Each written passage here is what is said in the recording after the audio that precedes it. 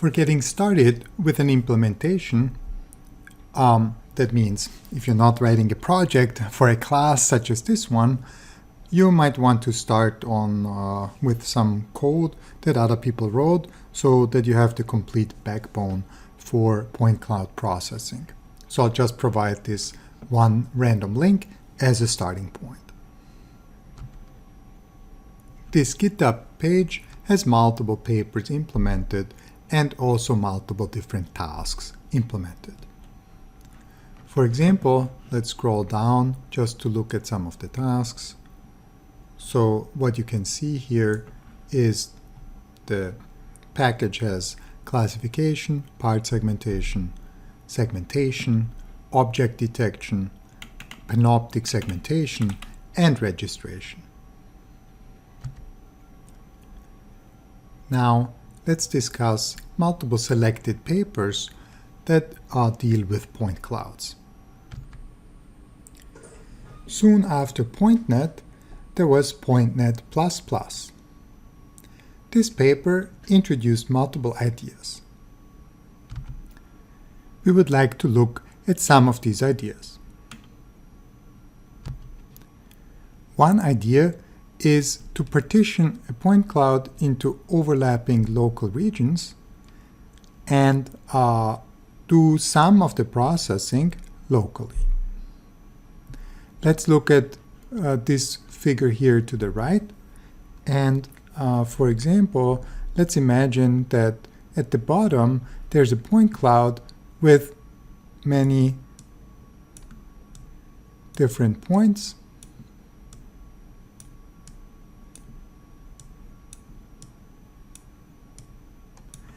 And we would like to possibly do some computation with points that are only in a local neighborhood. So for example, all the points that are within this red circle. Then maybe we aggregate some information from all these points and store them with another aggregate point. And since we divide the point cloud into this overlapping region, just show another region, so there's some other region that has a lot of points in it, and again all the points that are inside here, they could be used in a computation together, and then information is aggregated and stored up here. One idea that is introduced is the idea of a sampling layer. That means a layer that samples a subset of m points among n points.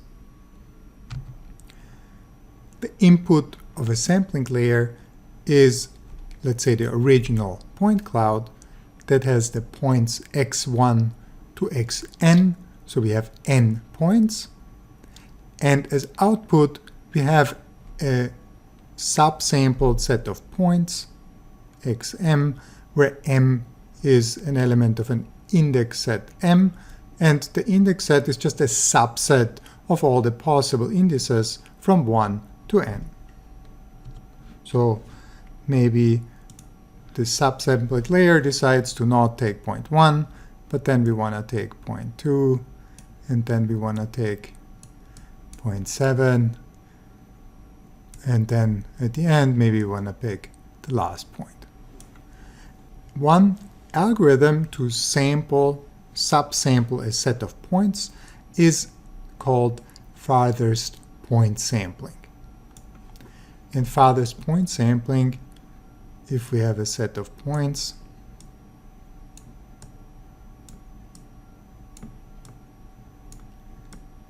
starts with a random point,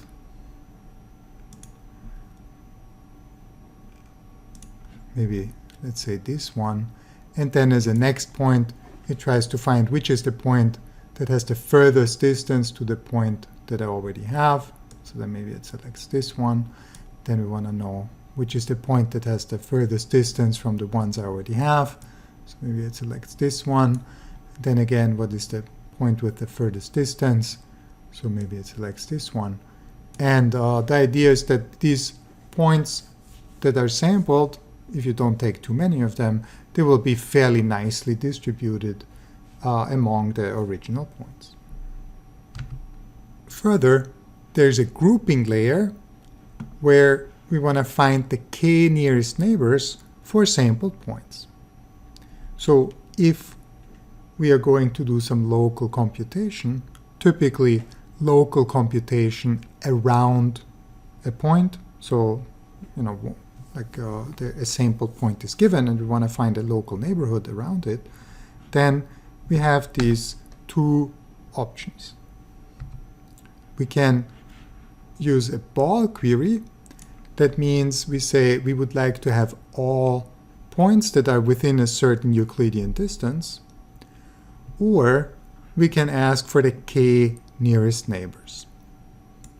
And the advantage of the ball query is that we can guarantee that no point is far away that will be considered, and we consider everything within a certain radius.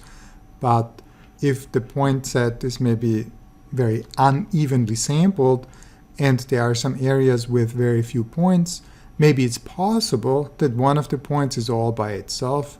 So maybe if there's one point here and we ask for all points within this neighborhood, maybe this point here is all by itself and the next available point is too far over. So that wouldn't be so good. And in this case, maybe nearest neighbor could be a possible option. It might be that at the moment, ball queries are a bit more popular than k nearest neighbor queries. So input, we have some original point cloud P12 to Pn with features x1 to xn, and we have a sampled index set m, big M, and then as output we would like to have one point set for each m in the index set m.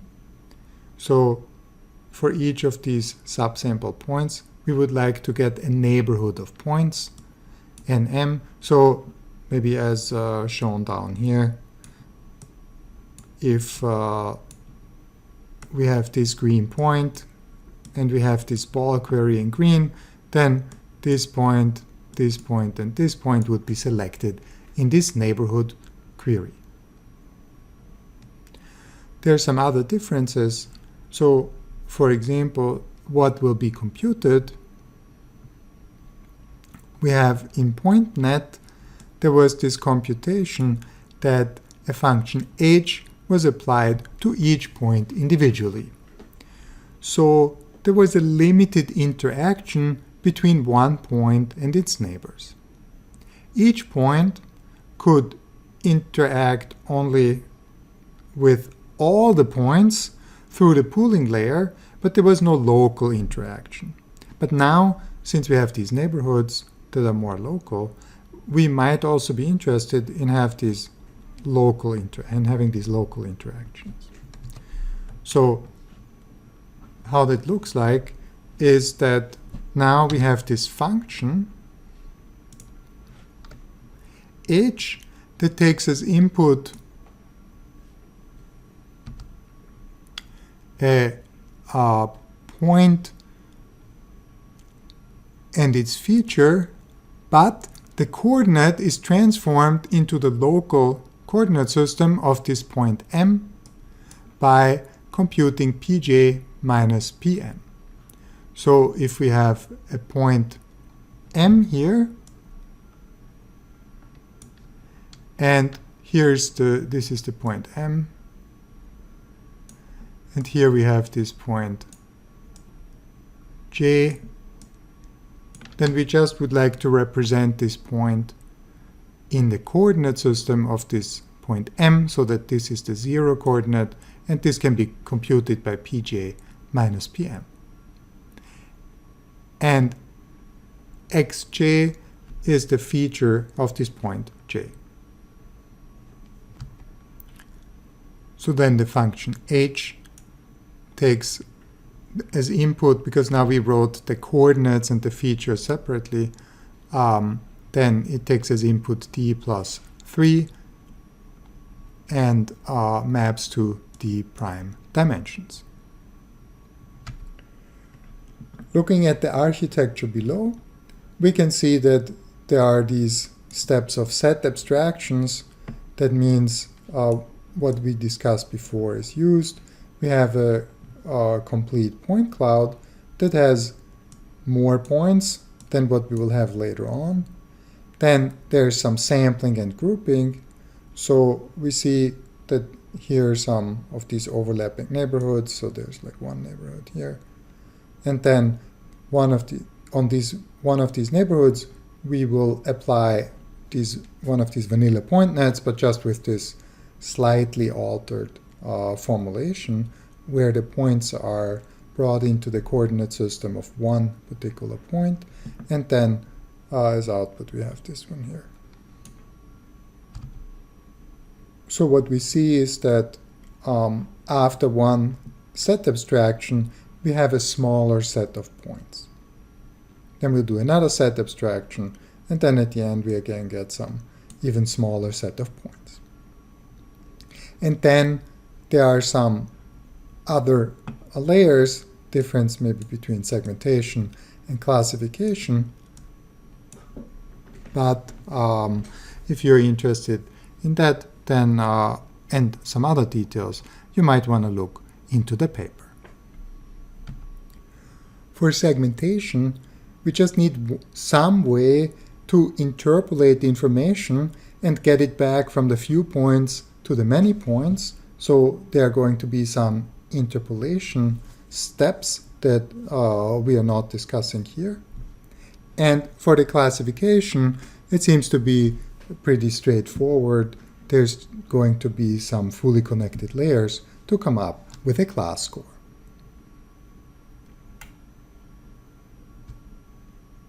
Here's another visualization that shows the process of how multiple points are subsampled in two steps, where in the beginning you have all these points forming an A, and down to in the last step where only 3 points are left.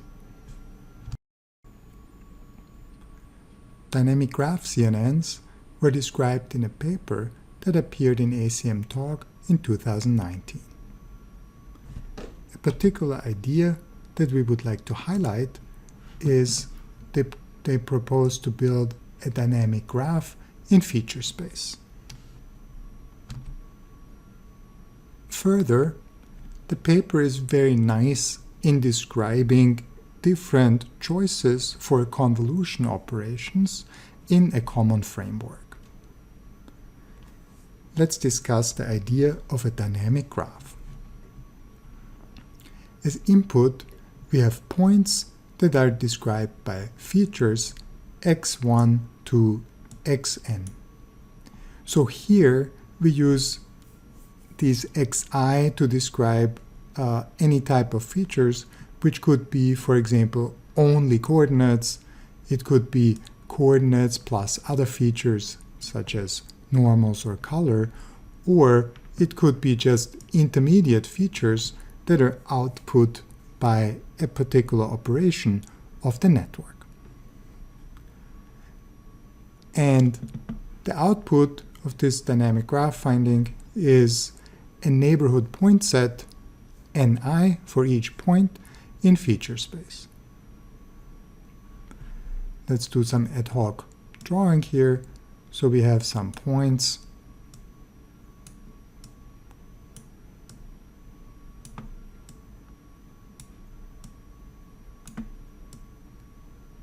And each of these points is described by a feature xi.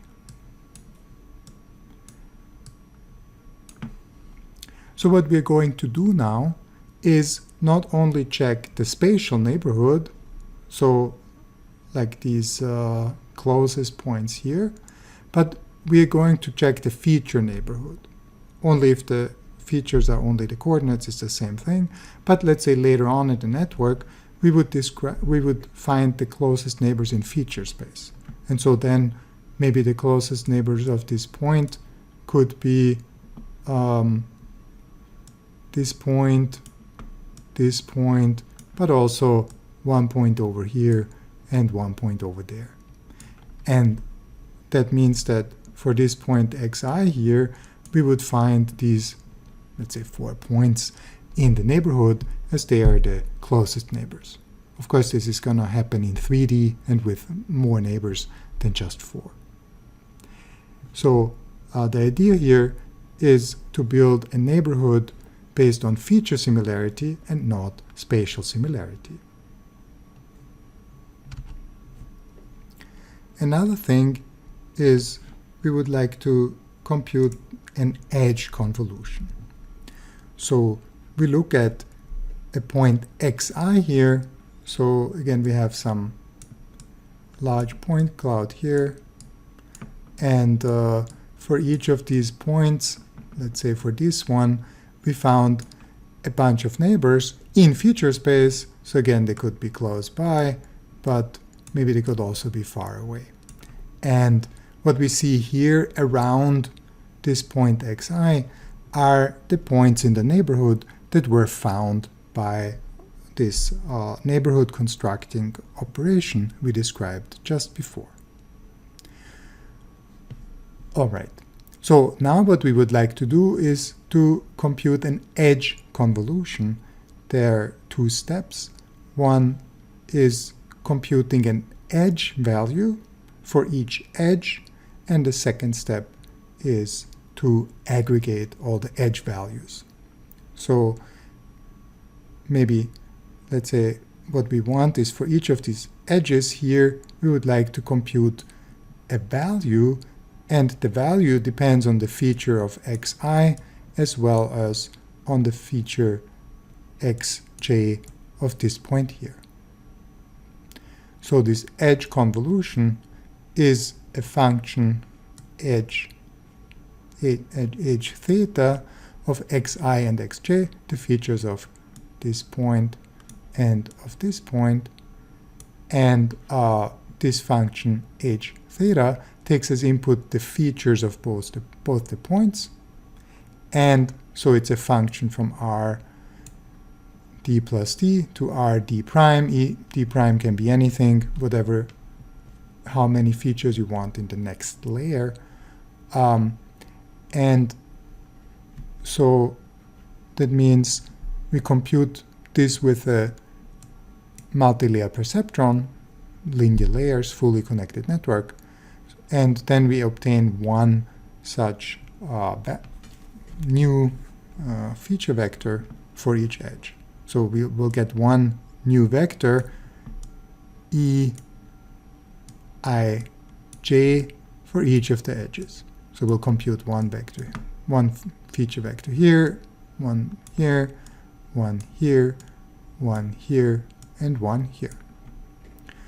And then, so you see that also here, so we have computed now all these feature vectors. And next we want to aggregate them and store them as the new point feature xi prime. So the input to the edge convolution is the old feature xi for each point, and as output we have a feature xi prime for each point. So how can we aggregate? Well, let's start with the simplest version. We could use max pooling, or we could compute a sum, maybe sum, not so great, maybe an average, or there could be some other weighted sum, and maybe there could also be some intelligence in how these weights are computed. But in the simplest form again, we could just do this max pooling of all these vectors, and again we do that dimension-wise. So if each of these vectors, feature vectors, have d prime dimensions, then as output of the max pooling we would obtain one vector with d prime dimensions. Now, also for this edge convolution up here, h theta that takes the point features of 2 points as input, there are many special cases discussed in the paper, and one that the authors propose is actually a particular version where they compute this function using xi and then the difference vector between xj and xi, that is the difference in the features. So this is just a special case that of this more general form up here. Compared to PointNet++, the distances are calculated in feature space instead of spatial locations to construct the neighborhood. And also, we propagate features of all points instead of only having sample points. So the convolution operation of PointNet++, or this abstraction operation of PointNet++, thinned out the point cloud more and more, but this convolution operation just propagates information on the same point cloud without thinning it out and without reducing the density of the points, without reducing the number of the points. Here's an example visualization of what this dynamic neighborhood means. So we have some point cloud as input, and there are 3 examples shown. So there's one point highlighted in red here, and in yellow you see the points that are closer in feature space, and in blue you see the points that are further away in feature space. Then we have this point here. Again, yellow is closer in feature space, blue is further away, and then another point on the engine, on the wing.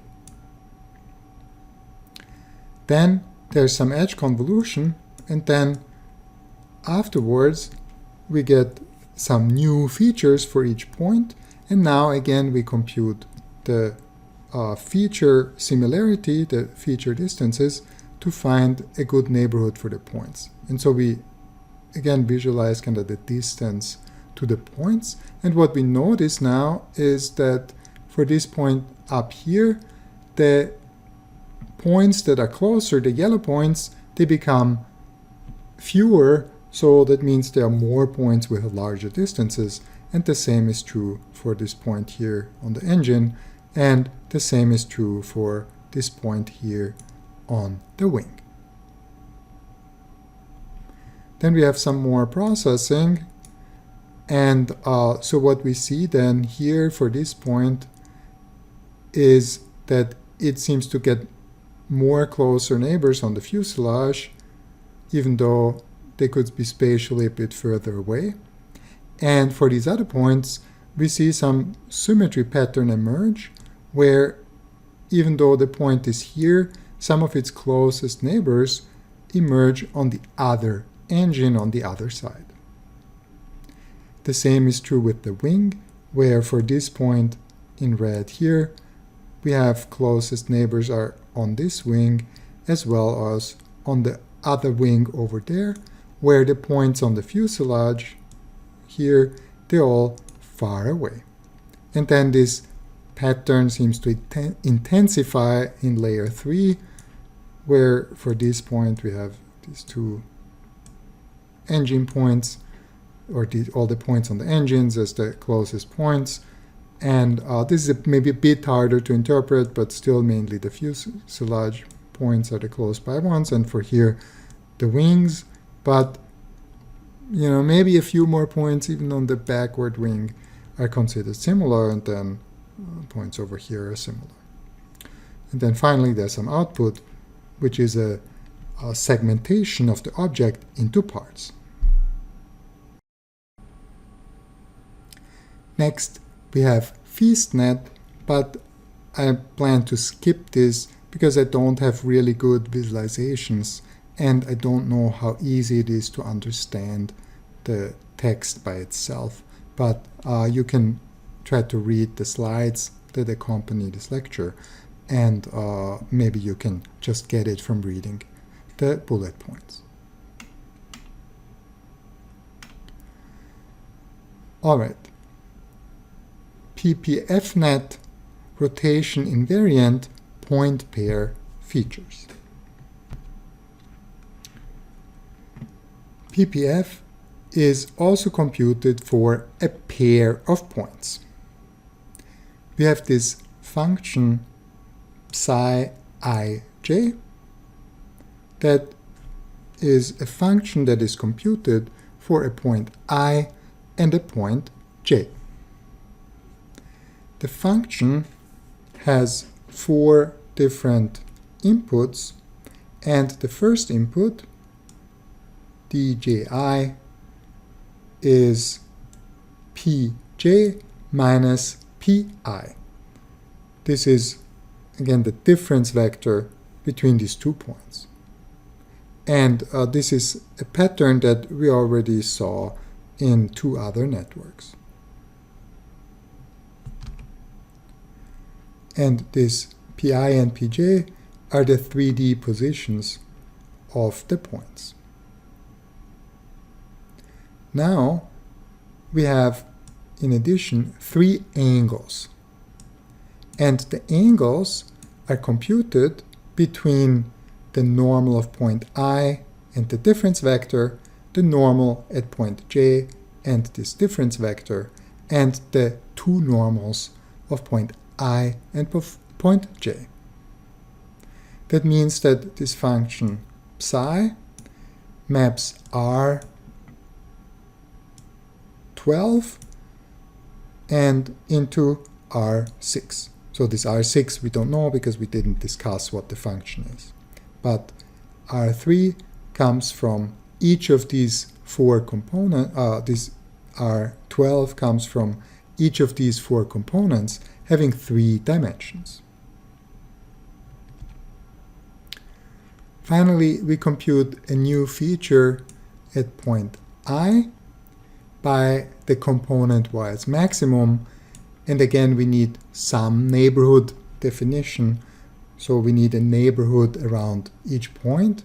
So, and then we'll have some function h that takes xj, nj, and psi ij as input, and h is again some MLP that goes from Rd plus 6 to Rd prime.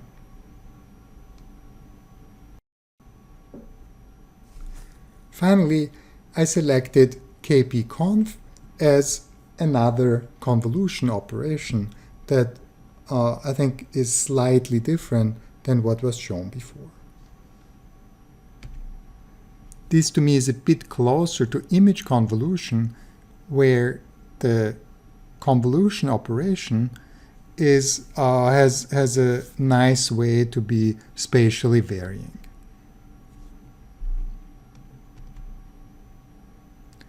So let's look at this example. It's kind of a 2D point cloud, and I'm going to motivate this by trying to do something similar to image convolution. So I'm at this point here, and what I would like to do is I would like to have some convolution kernel, let's say inside this circular neighborhood, where I have a function defined in here, and then I can just move this convolution kernel over all the points. But how can we define a spatially varying function inside a circle and then in 3D inside a sphere? So what we can do is we can actually define such a spatially varying function by defining function values at over a kernel or over a function that is basically defined by kernel points. So we have these points here, and then each of them have defined some values. And so these filter values up here are kind of shown now, visualized for each of these kernel points. And of course, now if we move this filter over the point cloud, we cannot expect that any of the points here falls exactly on a kernel point. So a point in the point cloud is expected to fall somewhere between multiple of these kernel points. And then it will receive some contribution from close by kernel points. The paper introduces a general point convolution that is computed per point x of the point cloud in the following form. For the point x, that is, we compute kind of a new value for the point x. What we are doing is we sum over a neighborhood of this point x. So the neighborhood nx is the neighborhood computed for the point x. Just imagine all points that are the k nearest neighbors, or all points that are within a sphere of a certain radius. So for each point in this neighborhood, and all these points, we'll just call them xi, we'll compute a function g of xi minus x. Again, we see here this difference, and then times fi. And fi are feature vectors. So in this notation, xi are point locations, three-dimensional, and fi are the corresponding feature vectors that are d-dimensional. And again, so this neighborhood nx are all the points xi in the point cloud where xi minus x is smaller than some epsilon.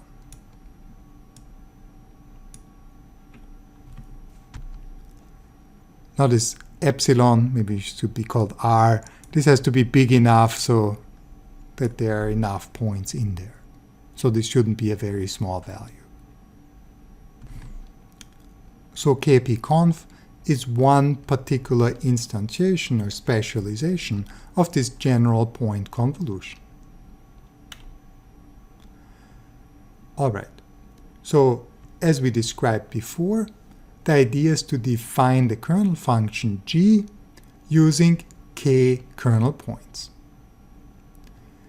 What we see at the bottom is a possible visualization for how these kernel points could be distributed.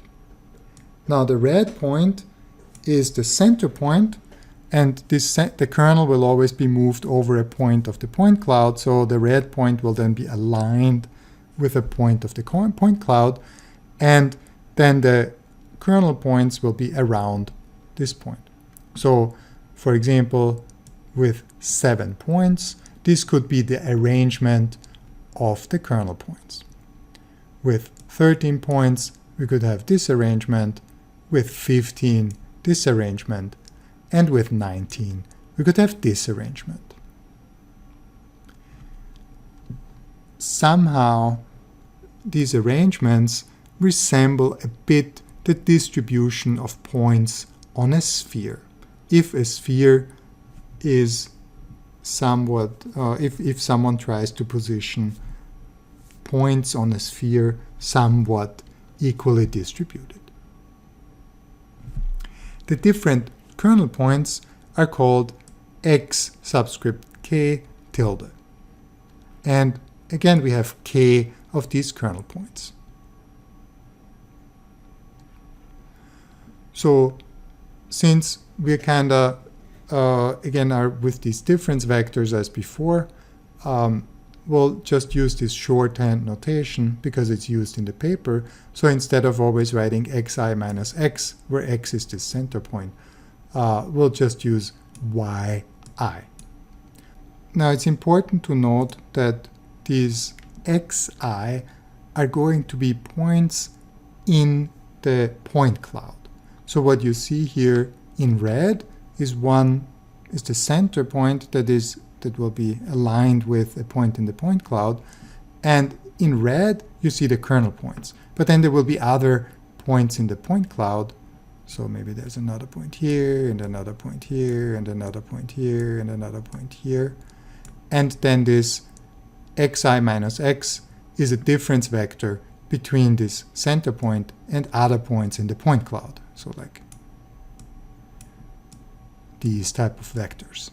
This is not the difference vector between kernel points and the one point in the point cloud.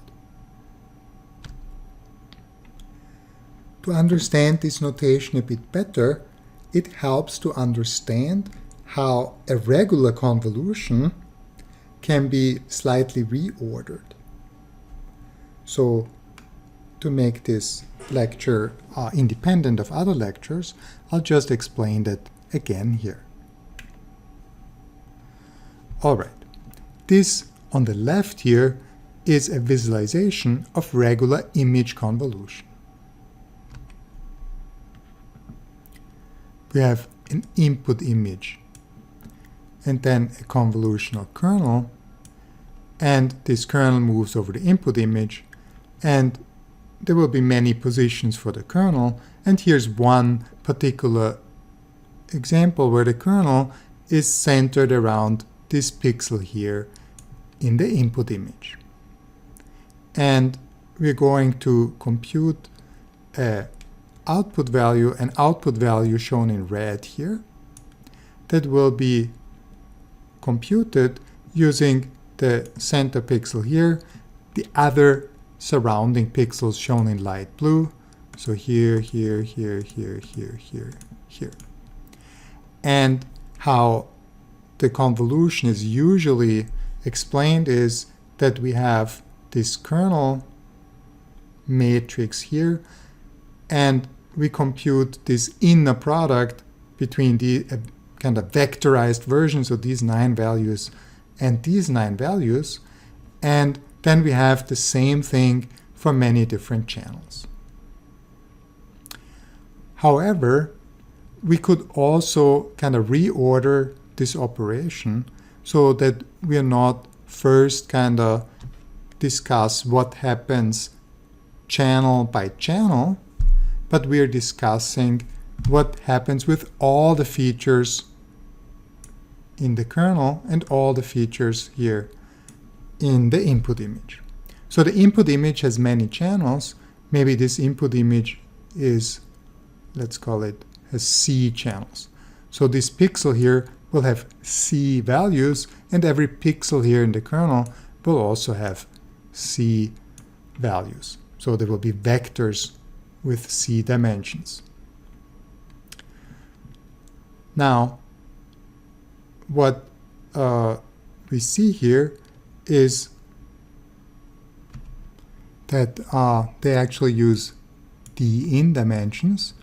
Maybe I should have read that first. All right, so these are like D-in dimensions for these vectors, as it means D-in channels. So we'll also have D-in here. All right, so now what we do is that for each of these 9 pixels, we are writing out the vectors here, and they have, each of the vectors has D-in dimensions because we have D-in channels, and they are going to be in this neighborhood 9 pixels, so we have 9 vectors here. And then, how can we get now the inner product between one pixel of the kernel with all the D-in dimensions and one pixel here? Well, this will be computed by a multiplication. Let's just say we compute the row vector with a column of a matrix. But we don't only have a single kernel. We actually have D-out kernels. So we can now, for the second kernel, maybe just in one pixel, we have this second column vector, and then we have another kernel, and so on. And we have these matrices of shape d in times d out for every possible pixel position of these 9 pixel positions. So we'll have 9 such matrices. So 1, second, third, and so on. So in fact, what we do is we can now take a pixel feature times this WK matrix to give us a complete new pixel feature. And then all these are going to be summed up, and then we obtain this value here. This is now the convolution operation explained in a reordered fashion. The number of output features here will be d out, because we have k vectors of dimension d out, and if we sum them up, we get one vector of dimension d out. Now for the points. We have a point here, so now we imagine the convolutional filter is centered around this point here. We'll have this spatial neighborhood. There will be a sphere with a given radius that selects which points are in the neighborhood, and these are all the other points shown in light blue, together with this one. So what we have now is, instead of 9 pixels in the neighborhood, we have 4 points in the neighborhood, and again, similar to the pixels, we'll now write the points with their input feature dimension d in, and so each of these vectors stems from one point. And you can see in the visualization there are 4 points in the neighborhood, and we have 4 vectors here.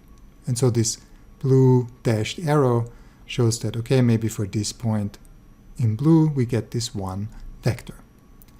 Now this means question mark, because we don't know how many points are going to be in the neighborhood. Over there in the image, we had one such matrix WK for each position in the kernel. So we had 9 pixels here in the kernel. And now what we have here are, we have these kernel points. So what we see here are 7 kernel points. And now we have one such matrix WK for each of the kernel points. In the image, we had a nice one-to-one correspondence between pixels in the kernel and pixels in the input image. So this lower left pixel with an X here corresponded to this one here. So it was trivial to match up a pixel feature with a matrix WK of this pixel location in the kernel. There's a one-to-one correspondence. For kernel points and these blue points in the point cloud, there's no such one-to-one correspondence. We'll have some interaction of all blue points with all kernel points. And the strength of the interaction will be determined by the distance between a kernel point and a point in the point cloud. Looking at the drawing here, we'll have this feature point that now not only interacts with one matrix WK, but with all of them, and the strength of the interaction is being regulated. So maybe this dark arrow shows maybe with this matrix it has the strongest interaction, and then we get some responses for each of the kernel matrices, and then all of these are summed up, and they give the new kernel response for this feature point. So this feature point will then interact with all kernel matrices. The result is summed up, and then we get this kernel response here. All right.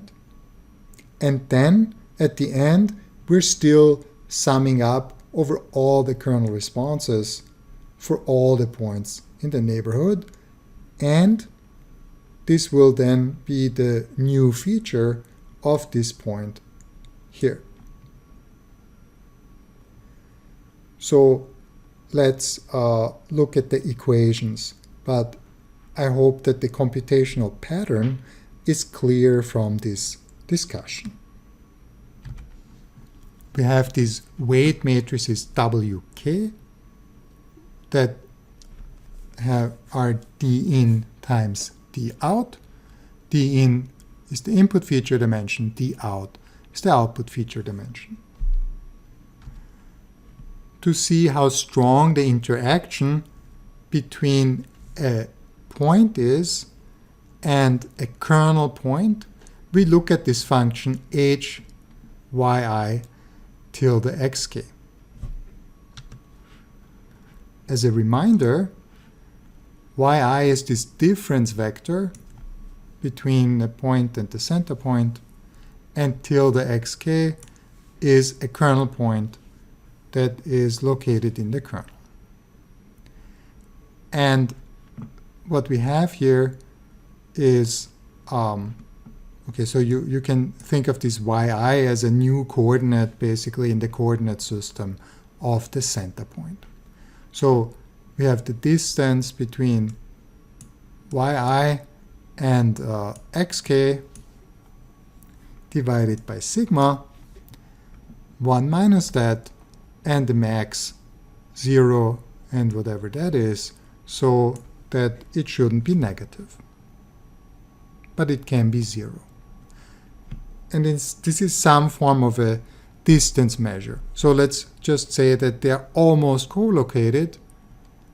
So this will be 0 up here, so yi minus the kernel point location, this will be almost 0 divided by whatever, it will be almost 0.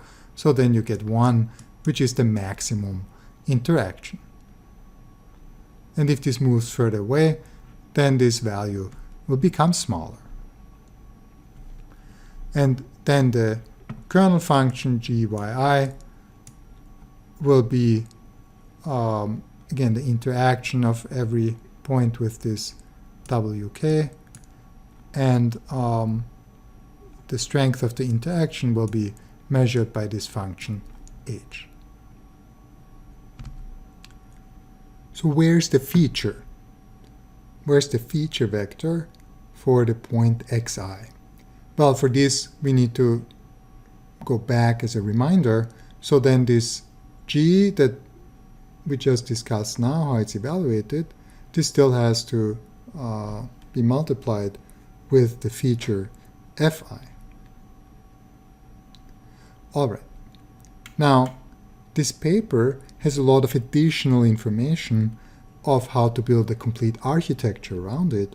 I just wanted to explain this convolution operation in a bit more detail. Just one other high-level remark, that the paper also proposes a way to actually adapt these point locations of the kernel points.